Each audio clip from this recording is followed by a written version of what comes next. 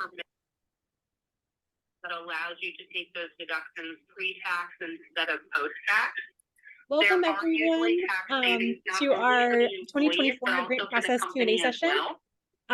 Just a quick reminder, please mute yourself if you haven't muted yourself already. I know that you need this in place if you are going to take pre-tax deductions. However, all right, great. So welcome so much. It's great to see all of you. My name is Reagan Smith. I am a member of the Impact 100 board, and I am honored to be here with you all today to talk about what really is one of the most important, well, the most important thing that we do as Impact 100, which is provide transformational grants in the Cincinnati community. So we are thrilled to be here with you to go over some common question and answers as you prepare to submit LOIs.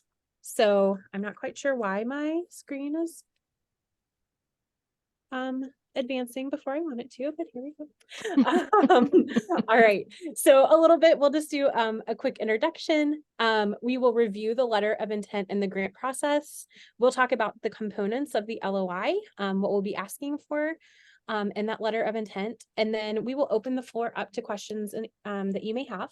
I am joined by several members of the Impact 100 board today as well, who are well-versed in this process and can help provide other answers, support to the questions that you might have, also insight into the process. And then we'll close it out. We anticipate that today's session will run about an hour, maybe a little less. So thank you so much for spending that hour of your important time with us. So again, like I said, my name is Reagan Smith. I'm joined by Peggy Zink, who is also on the board, and Portia Dyrenforth. And then we also have Rose Palmieri here, who has been a longtime Impact 100 member and has helped with the grant process for many years. And so we're grateful to have her wisdom with us today. So just a couple of housekeeping items. So just a reminder to stay on mute. If you have any questions, you can put them in the chat. We'll be working to answer those questions as we go along. And then once we get to the question and answer section, you're free to unmute yourself and ask questions, and we can answer them in a live format as well. So we will go from there. All right. So this first slide here is a review of the Impact 100 grant cycle timeline. You've probably seen this before if you've applied before, and then if you attended last week's session, which was a little bit of training about the LOI overall. So we're here in November, where we're providing this information training for nonprofits as we start the 2024 grant cycle. The next step is in January. So January 4th, your letter of intent is due at noon. So be prepared to have that ready. Today, we're going to talk all about what's in that LOI and questions you might have. In January, we will also announce the number of grants that we will be able to provide in the 2024 grant cycle. So you'll find out how many grants will potentially be available. January and February. So an important part of this cycle to remember is that Impact 100 is a 100% volunteer-run organization. So that means Impact 100 members are the ones who read through your LOIs and work together to help make those selections. So the first step is in January and February, we start to meet in grant review teams to go over these letters of intent and select the proposals that will move forward that we may ask back for a grant. So March 13th is that big date where we will ask for those grants back. So at the end of February, middle or end of February is when you would start to hear back on if you have been invited back to submit a full grant application. Those would be due March 13th. In March and April, those grant review applications are reviewed, and we start to select proposals for site visits. So you would anticipate in April to start to hear back about if you have been selected for a site visit. In April and May, that's when we start to do our financial reviews. Site visits are held and the finalists are recommended. And then in June is when the board ratifies the finalists, and finalists are invited to attend the finalist event. And then last but certainly not least, in September is when we have our annual awards celebration, and we find out who are our grant recipients for 2024. So this kind of walks you through that entire cycle. A couple of things, we like to use a lot of acronyms. And so LOI, letter of intent, GRT, grant review team. So those are the ones who review those LOIs and grant applications. And then CIRC is Community Investment Review Committee. And that is the committee of members that gets together to review the financials that you will submit as part of the grant application. Hey, Reagan, can you hear me? Yes. This is Rose. You're not in presentation mode. Oh, well, then that is not helpful. No, I think you go to maybe view. Yeah. Oh, well, I'm so sorry. I'm just talking about this entire slide that nobody can see. No, we can see it. It just was in the PowerPoint, In the like the edit mode, in the edit mode of PowerPoint rather than the presentation mode. Oh, well, that's weird. Okay, let's see. Okay. Is this the same? Much better. Yep, Perfect. there Okay. you go. That's perfect. Thank you. All right. I'm sorry. Thank you, Rose. You're welcome. Okay. So, all right. So we'll jump into talking a little bit about the LOI. So you can see here, this is where we're focused. LOI is due at noon on January 4th. All right. So a big question we get is, how do we evaluate the LOIs and grants that we receive? So we look at some specific qualities and some specific questions as we're reviewing these together as a team.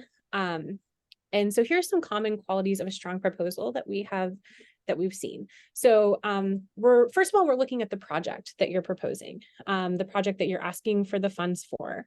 We're looking to see, is there a very compelling need? Have you built an explanation about why this is such a needed project for the community and the population that you serve? Are you providing a clear solution to address the need that you've identified in the community? Are we able to read through this and understand exactly what you are asking for and why? We also look at the organization as a whole. Is your organization the appropriate organization to address the need that you are seeking to provide solutions and support to? Are you confident in your ability to deliver? What can you tell us about what you've been able to do? Why you're exactly the right organization at the exact right time to provide the solution, project, and funding to execute what you're wanting to complete. Next, we have the transformational impact. So a big part of Impact 100 is we talk about transformation. What makes, we want to provide transformational grants. We believe $100,000 is a transformational grant that can go a long way. So how are you going to make a transformational impact with those funds? Is it new? Is it bold? Is it innovative? Talk to us a little bit about the type of transformation you're going to provide. Is it by the number of people you can serve, so the breadth of who will be served with these funds? Or is it the depth? Are you able to make a deep transformational impact in a smaller number of people or a smaller group of people because of the type of project you're asking for? We believe in diversity, equity, and inclusion being an important part of a strong proposal as well. So we're asking questions about, are you proximate to the issue and the people that you're serving? What makes you equipped to be able to do this? How are you advancing DEI in your organization and the community? What does that look like? How are you working on this to move forward? We recognize DEI is a journey for every single organization. But how are you on that journey? Where are you on that journey? What are you doing to address it? And then last but not least, we're looking at the financial health of your organization. We'll get a little bit more into this in a second.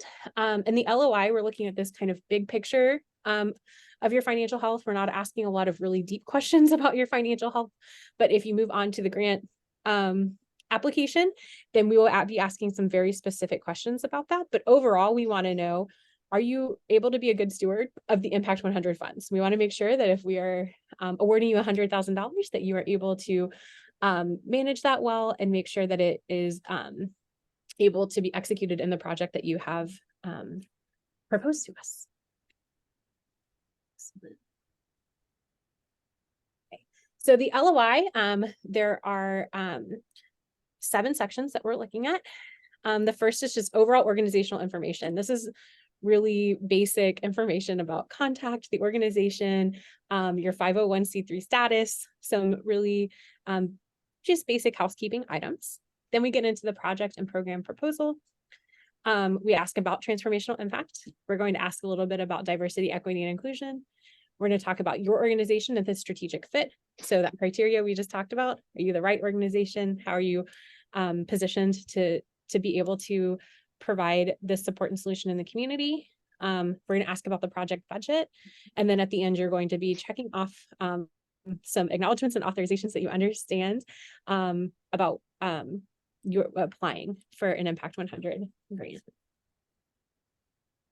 Okay, so one section that changed a little bit this year. So if you have applied in previous years, this section could look a little different, and that's the project budget.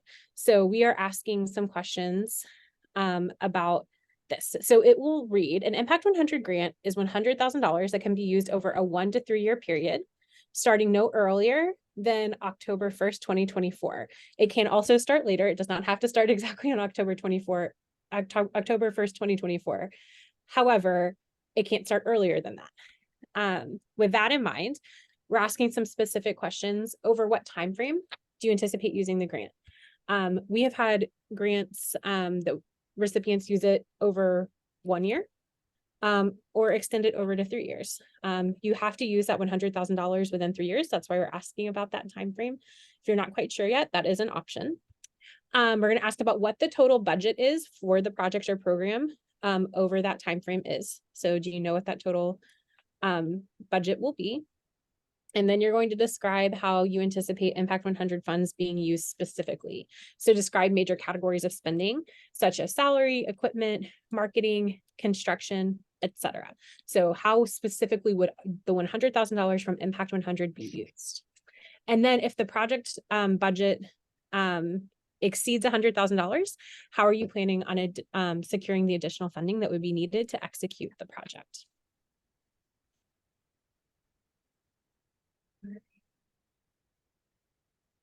So a few reminders about filling out this LOI. If you need to save and continue, be sure to enter your email address and save the email you receive with the link to continue. So you'll get a link to be able to pick it up. Pro tip, there is an LOI template in Word to draft the content and then cut and paste into the online LOI form in one session. So it may be a lot easier for you to go through, fill out that LOI form in the Word document, and then go in and plug in the information to the online form when you're ready. We also have a lot of great resources on the Impact 100 website. There's a grant cycle overview and timeline, like we just went over at the beginning, information session materials and reporting. So this session's being recorded right now. The session that Peggy did last week was recorded. The one that's being held on the 29th will be recorded and posted. We have a list of common frequently asked questions, so you can access those there. It might answer a question you have. And then also some Grants Plus training materials. Grants Plus has provided some training to nonprofits in the past for us, and their training materials are there. And remember that deadline is Thursday, January 4th, 2024 at noon. If you've applied in the past, we've had the deadline usually in December. So this is giving you a little bit more time, but it is right after the holiday. So make sure you have your calendars marked and ready to go. All right, so we're going to open it up now to any questions that you all may have. I'm going to stop sharing the screen so we can look at each other. While we do that, see, looks like we have a few questions, maybe some things in the chat, or is that all from us? That's all from us. From us. Okay, great. So if you have a question and you're not quite sure if you want to say it out loud, that's okay. You can put it in the chat, but we would love for you to come off of mute if you have a specific question, and we would be happy to answer it. While we're waiting, Reagan, this is Yeah. Rose.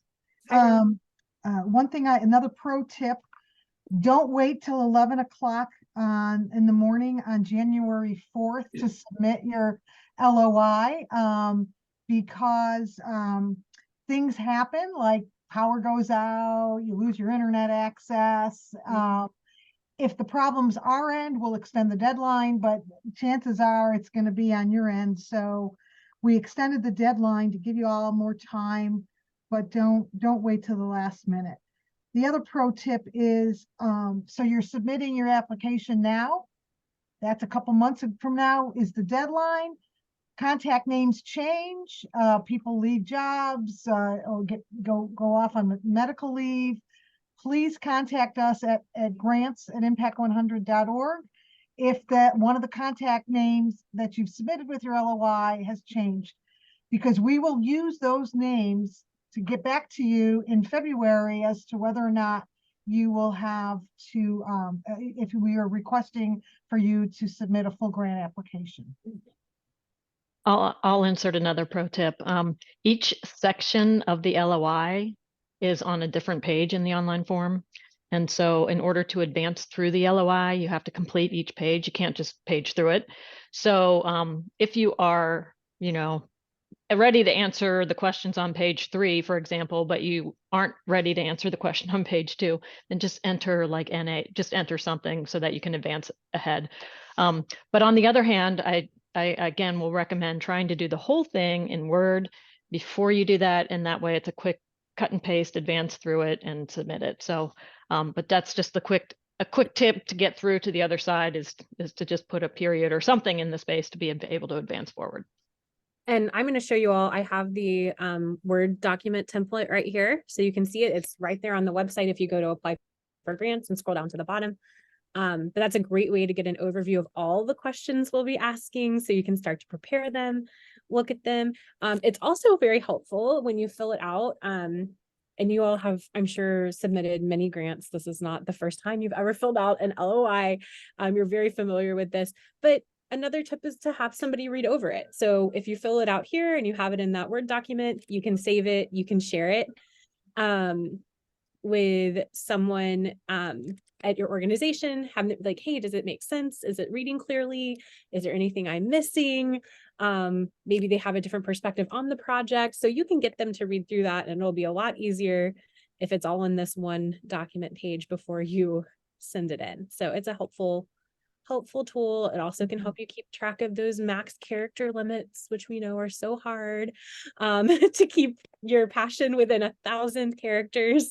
But it can help you, edit and get things ready before you open up that online form. Because as Peggy said, that advancing part, it's frustrating. We understand that. Mm-hmm. Mm-hmm. We do have a couple questions in the chat. Great. So the first question is, can a proposal for funding include 2 programs with different impact, or is it best for a proposal to focus on only one program? That's a good question. So I think a clarifying question, when you say 2 programs, are we talking about 2 different projects under one grant, or is it 2 different organizations coming together to execute one project? Tommy, do you want to come off of mute and answer that question?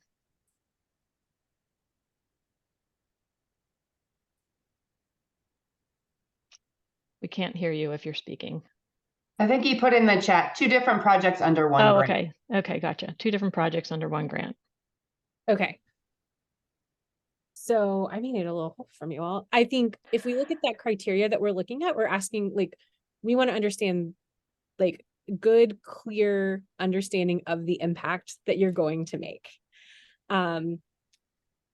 So would two projects provide that clarity that we're looking for? I don't know if Peggy or Rose, you guys want to speak to this a little bit. I think, if I go back to that idea on the criteria and the questions we're looking at, we talked about, like, is it a clear solution and the compelling need? And how could you be clear around that in your description of what you're... Yeah, I mean, again, what's the overall intent of the programs? Are they very diverse? So I'm going to use 50,000 for this and 50,000 for that. I don't know. I mean, it depends, right? If both of those will deliver, X, Y, Z, then fine.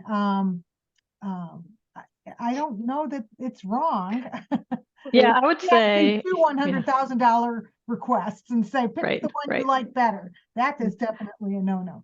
Right. Yeah, if you just want to propose two in the hopes that like we'll like one of them, that would not be appropriate. But if you're trying to say these two projects are really going to help us advance as an organization, then I would go ahead and describe them as such and include all of the projected outcomes for both in the impact section, and just almost really be proposing as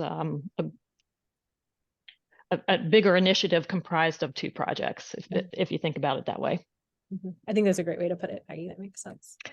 All right, another question. For the impact categories, how creative can we be when selecting the one that aligns with our project? Will there be a maximum of one award for a given category, or could there be multiple awards for a given category?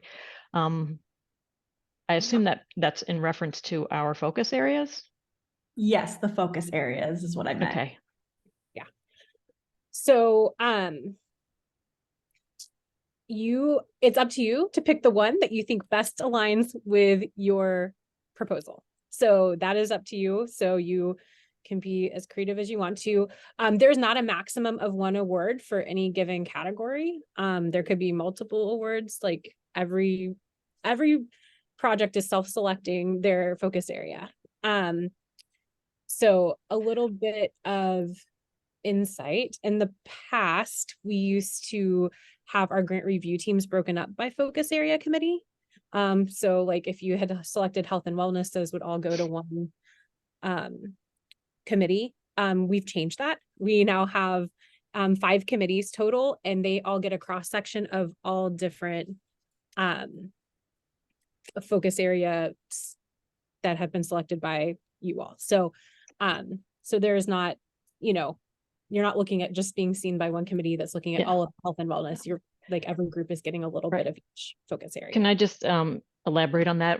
This has actually changed from last year or in previous years, and we're asking for you to select the focus area that most aligns with your organization rather than just the project. What has happened in the past is a lot of projects are education, like we're going to do training on this thing, right? But your company, your organization may be focused in health and wellness, right? But then if you're applying, what was happening is it looked like we were like funding a lot of things, or we used to get a lot of grant requests under education, even though the mission of the organization wasn't education. It was really maybe health and wellness or environment or something else. So we're really trying to get a better handle on the organization and the impact of the organization overall in one of those focus areas, not just the project itself. Hopefully that makes sense. Yeah. Thank you. That's very helpful. Good. All right, the next question, what is an acceptable indirect cost for the program? Okay. I think I might need a little bit, when you say indirect cost, what does that mean? General, go ahead. I'll let, who is Nakuzi? Do you want to answer that question? Yes, I mean the indirect administrative costs, field support costs that are associated with the program.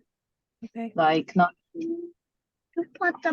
I'll take this one, Reagan. Okay, thanks, Peggy. So we don't have we're not like the government and say you can only have 10% indirect cost or anything like that, right? I mean, I would say generally do what's appropriate for you. I know from my past experience, we, as the past CEO of Cincinnati Works, we used to do on every grant application, like we had a 10%, 10 or 15%, I think, on top as an indirect cost on every grant application. So I would say just do what you feel is appropriate to represent your indirect cost. Like I said, we haven't really come up with a standard or a certain benchmark that, if it's this high, it's going to be too much.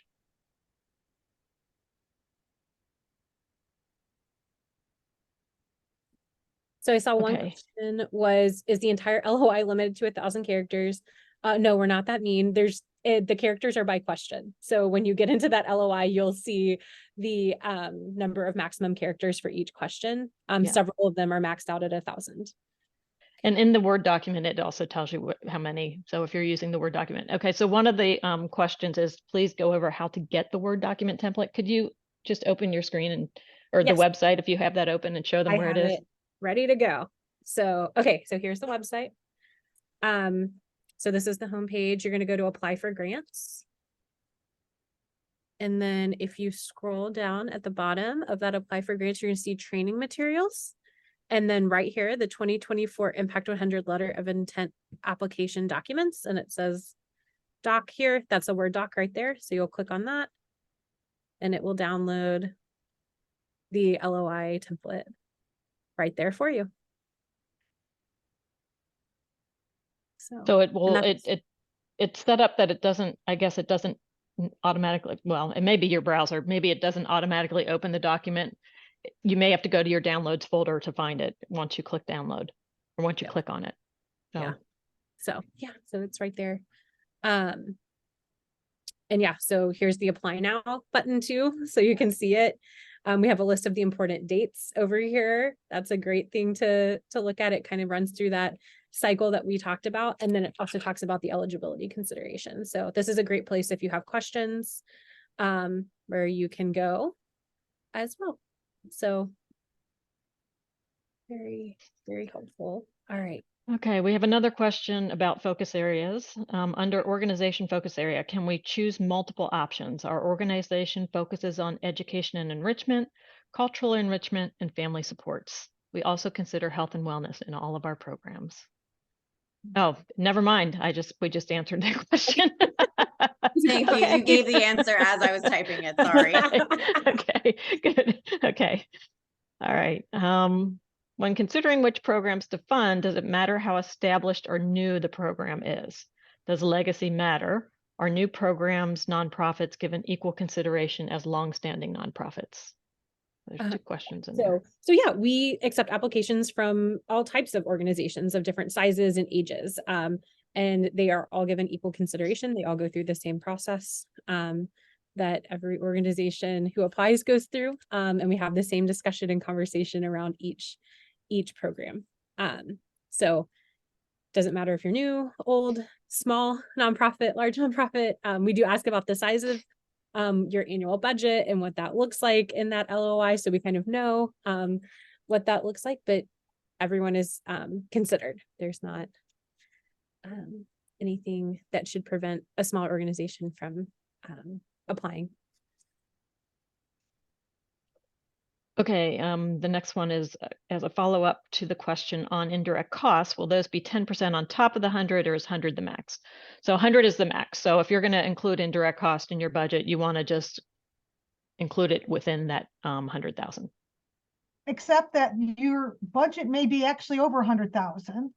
And so, you know, we're only going to fund 100,000. And the next question was, if your budget is more than 100,000, how are you going to find the funding for that? The fund, you know, the money over 100,000. So. And then, okay, we only have 100,000 to give away. That's right. So we're maxed out at 100,000 to you. You may have more cost than that. Just describe to us how you're going to help meet that cost. And we recognize too that things happen between the time you submit your LOI and the time that we maybe ask for a grant as well. So if we come back to you and ask for that grant application, you may have an update on that. Like, hey, we knew we needed $150,000 to meet this proposal. We've been able to secure 25,000 of that. So now, you know, so we'll be getting more information from you through the process that will describe that as well. All right, next question. Do we need to cite sources when describing community need? It's not a requirement. We only give you 500 characters, I think, to describe the community need. So I wouldn't, I think this is one where we trust you to know your, you know, your data and sources and so forth. It may be something that should you move into the application and then ultimately to a site visit, we may dig a little bit more into that in a future, more likely the site visit. But for now, I wouldn't worry too much about that unless it's really convenient and a really credible source that you want to make sure we are aware of. We did have another question about the 1,000 character limit. It's for each box, each question has a character limit. Yeah. Not the whole LOI. So the whole LOI I never sat down and added it up. But it's more than 1,000 for the whole LOI. But that particular question, may be limited to 1,000 characters.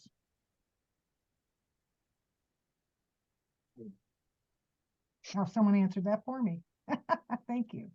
Thank you.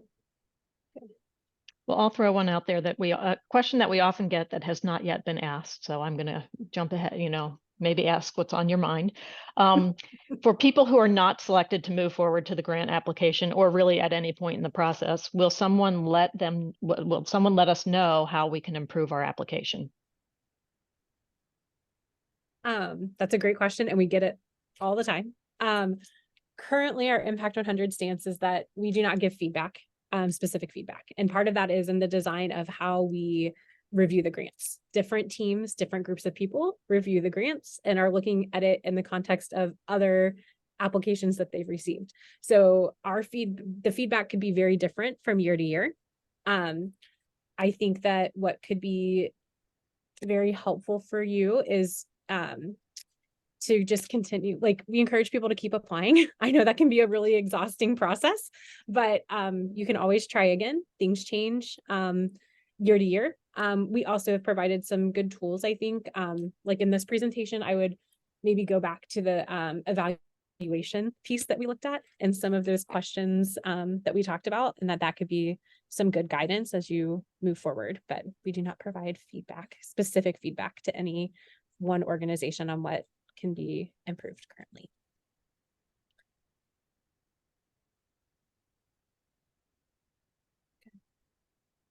The session on the 29th is a panel of previous grant recipients. And you can ask them any question you want in terms of what they recommend. But understand you're getting it from one person's point of view. So, but that's why we offer the panel, the previous recipients as panelists. I see Rachel on there, Rachel Lyon. And I actually wanted to ask a question. If an organization has received an Impact 100 grant in the past, can they receive one in the future, even though I'm in a new organization, guys? So get used to me contacting you from the Immigrant and Refugee Law Center now. You want to answer that, Reagan? I can, yeah. So that's a great question. Yes, you can apply again, and you can be a recipient again. You just have to wait 3 years from when you have been a recipient in the past. Is that 3 years is right? I was so confident. Yeah, you have to wait 3 years, but you can apply in the 4th year. Peggy and I. Yeah. It's a little confusing. Yeah. It is. There's a Q&A on the website with actual years on it, because I have to write it down to make sure I do right. Yeah. Yeah, and we have had some organizations receive grants twice now that we've been around long enough. Yeah. Okay, there's another question in the chat. Is everyone notified on whether or not they move on to the next step of the process, or only if you are selected to move forward? That's a great question. We will be notified either way. So if you're selected to move forward, you'll be notified. If we are saying, if we're declining right now, you'll know too. So you'll be promptly notified either way. It's a good question. Good. Something I thought of that comes up often, and sometimes that as we're getting LOIs, we're being mindful of is, can an organization submit more than one application? And Rose is saying no. Yeah, the answer is no. Only one application per organization. So if you're in a really large organization that maybe has some different arms and branches, make sure that you're communicating between those different arms and branches, that not more than one application is being submitted, that you're all on the same page with that, because we will definitely follow up with you on that. And make sure that you're asking for $100,000. That's another big one. So if you're like, oh, it's, like 50, like that budget needs to equal $100,000 or more. We will only fund the 100,000, but make sure it equals $100,000 or more, because otherwise it will not be able to move forward. So. All right, we have another question. If we've received an Impact 100 grant twice, is it possible to receive a third time? Or will that impact how our application is considered? That's a good question. I don't think we've had anyone not yet 3 times yet. Yeah. So I mean, I think if we're sticking within the spirit of what we said, you can apply on that 4th year. And so we would review, we would be reviewing it in the body of the applications and the LOIs that we're receiving, and would examine it like we would any other grant that we get. Great. And another question, are there reporting requirements if you receive a grant? So yes, there are. We will follow you for the duration of those 3 years, up to those 3 years that you're receiving the funds, asking for updates. When somebody is a recipient, we collaborate with you on what that contract and reporting looks like over that time. I mean, Peggy, I think you could speak this too, but as somebody who has written and received grants before, I think our reporting is very friendly. We're flexible. It's fairly simple feedback to the organization as you go. So we are following, but it's a pretty simple format. A few questions that we've decided on with you at the beginning on how often we'll be asking for that. Right. And I'll just say, in addition to that, we do periodically ask for our grantees to be involved in presentations to our membership periodically, or maybe just sharing a success story or things like that. So there's some just odds and ends that are a request on your part, but hopefully also help to continue to spread the word about the great work you're doing. And we don't give you $100,000 up front. So we typically will make milestone payments based on when you're going to need the money. So unlike, I think, in the government world, they give you the check and then they ask you to report on it. We're a little bit different in that if you need $50,000 right away, then we'll give you 50, and then maybe the year 2 you'll need 20, and year 3 you'll need 30. And part of the contract we write with you will show the milestone payment requirements. And yes, you will be signing a contract. That's a good question.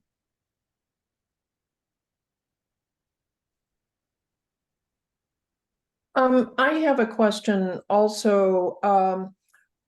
If the organization does not have official audits, but obviously we have books that we keep, is that acceptable for financial reporting? Yes. So we recognize that not every organization is large and has audits or has the history to have an audit. We are going to be asking for, other supporting financial documentation to evaluate that then goes through our financial review committee as well. So. Okay, great. Yeah, we ask for 990s and whatever sort of financial, if you don't do it in a formal audit, but you have an accounting, financial annual report or something like that, we'll ask for that. Okay. And not everyone needs to do a 990, and that's okay. The smaller organizations just have to submit the postcard. But again, every organization should have a profit and loss statement and a balance sheet, and that is in it. So if you're small enough, that's what we'll be focusing on.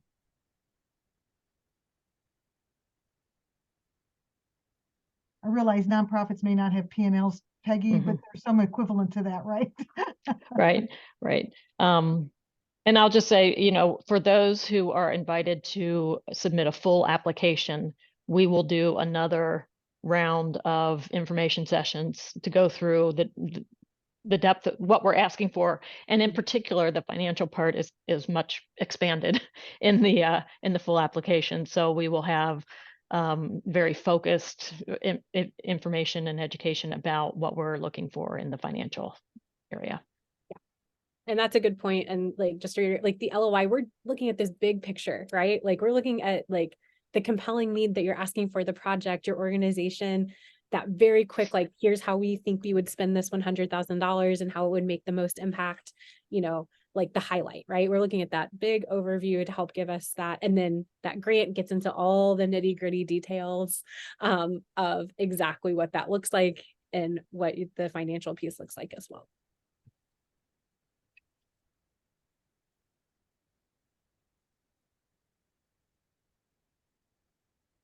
Great.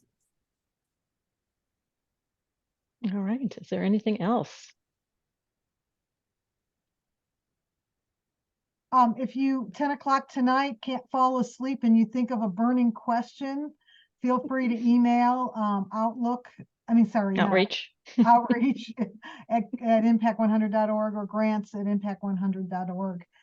We're certainly able to respond that way. See, and I'm gonna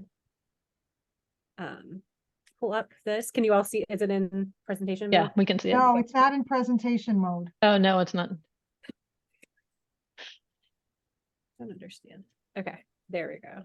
Should do it. Okay, is it in presentation mode now? Mm-hmm. Okay, great. Okay, so you've completed this Q&A session today. We do want to remind you that the next is that nonprofit panel discussion. Rose made a great point. It's a great place to ask questions about nonprofits who applied previously and what their process was like and any insight that they have.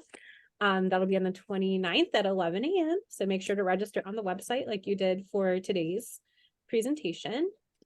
And then here are those emails that we were mentioning. So that outreach at impact100.org. If you get that burning question at midnight and want to ask, it will go there. There's also grants at impact100.org that will come more into play as you're applying. And then impact100.org/apply for grant /grant FAQ. You can find a list of lots of frequently asked questions about this process there. So that might be a great place to look. If you're like, oh, I was wondering about that, it may already be on that list. We may have already answered it because it gets asked a lot. Okay, excellent. All right. Hey, any last burning questions that we need to answer for folks?